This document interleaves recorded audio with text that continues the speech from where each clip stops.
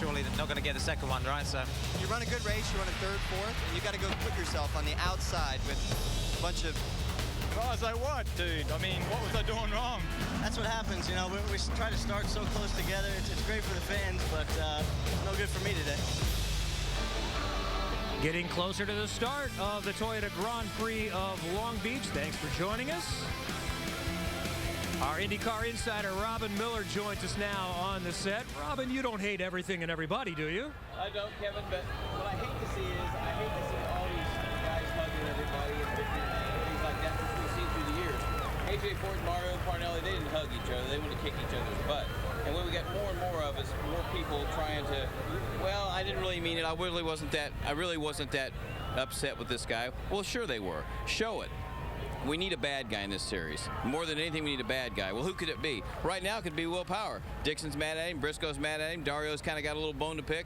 But he drives for Penske. Penske don't want no drivers being bad guys. No black suits. He had Paul Tracy. He could have been a bad guy. So probably the best rivalry might be within the team before the season's over with Briscoe and Castroneves and Power. And then the two Ganassi guys don't like him. But we need more guys being in the mix to win races to really have rivalries. All right, that mic doesn't work. You can go ahead and set it on the table, and we'll just continue talking amongst ourselves here now. All right, yesterday, Dan Weldon unveiled his sponsor, William Rast. He's going to be in the 98 car, which is special to IndyCar historians Troy Ruttman, Parnelli Jones. What else has Dan got going beyond the 500?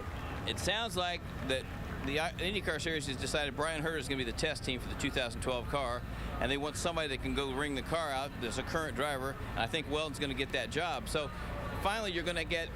When Champ Car had a new car in 2007, they had Roberto Marino. He did a good job, but he wasn't driving every day. Now, Weldon, even though he doesn't have a full-time ride, he's been driving cars and been a champion. So they're going to get somebody that's current, somebody that's fast, and ring it out. And I think the real thing right now is some teams say we want to be the test team, but they need to hit somebody that's not got any skin in the game right now. And Brian Herter is just an Indy 500 guy only, so he can test the car, and it'll be fair for everybody. All right, it's time for what's going to soon be America's favorite game, Inside the Helmet, with Robin Miller. At random, we pick a picture of a driver, and Robin opines on said driver for a little while. J.R. Hildebrand. Here's the thing about Hildebrand.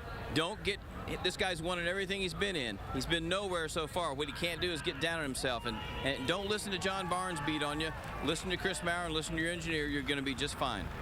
Next up, we have Graham Rahal. All right.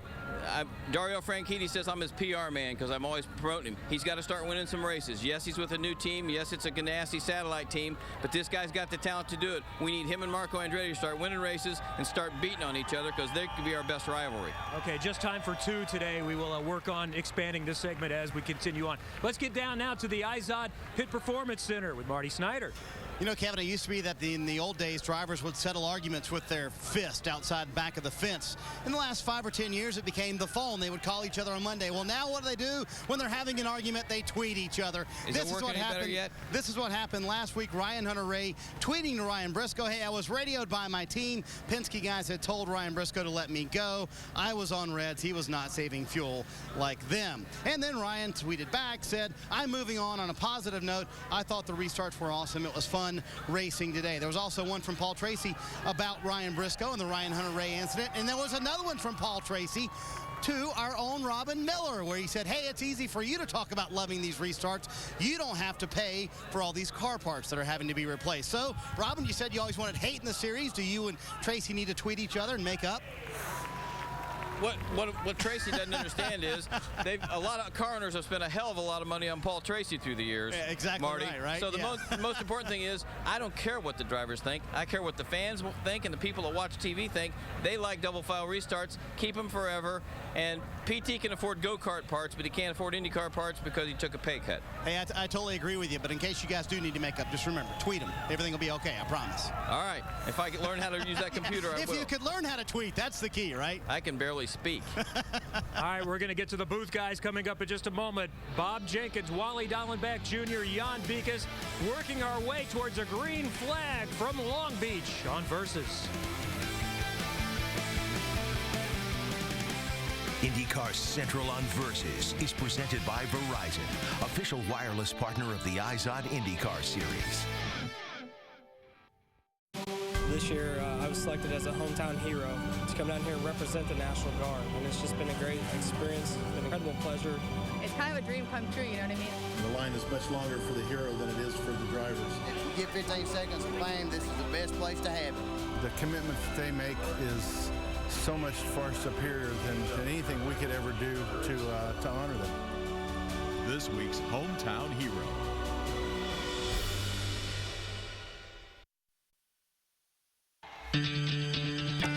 When you talk about Indy cars, there are pretty much two races that keep in mind. It's like Indy 500 and Long Beach race.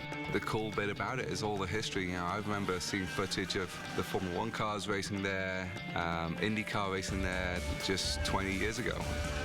I remember going to that race as a kid and watching the Andretti's win there and watching my heroes at the time do really well at Long Beach.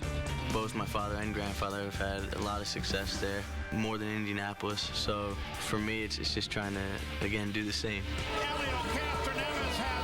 If you win in Long Beach, it's kind of like you win one of the big ones. Ryan Hunter-Reay, he will not be denied as he adds his name to the list of great drivers who have won here.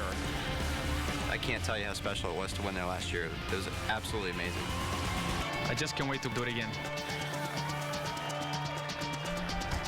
If you are a driver in the Eyes on IndyCar series, Long Beach is where you want to be today to try to join the list of winners of this prestigious event, which reads like a who's who of open-wheel racing. 6 drivers in today's field have at least one win here, but all 27 in today's field are hoping they can be under the checkered flag first today and win the 37th Toyota Grand Prix of Long Beach. Hi again, everyone. Bob Jenkins along with Jan Beekes on my far left and Wally Dallenbach. Well, we're 2,043 miles away from where we were last Sunday at Barber Motorsports Park in Alabama. That was a natural terrain road course. Today, we're on the streets of Long Beach, California. So, Wally, what challenges do the drivers face? There's a lot here. But I think the biggest thing is you have to minimize your mistake or capitalize on somebody else's mistake. This is a very difficult place to get set up for. It's really hard. You really charge the corners here under braking. There's a lot of guys that had to abandon the corners because they couldn't make it. There's a lot of guys that just blew it, made some mistakes and spun out.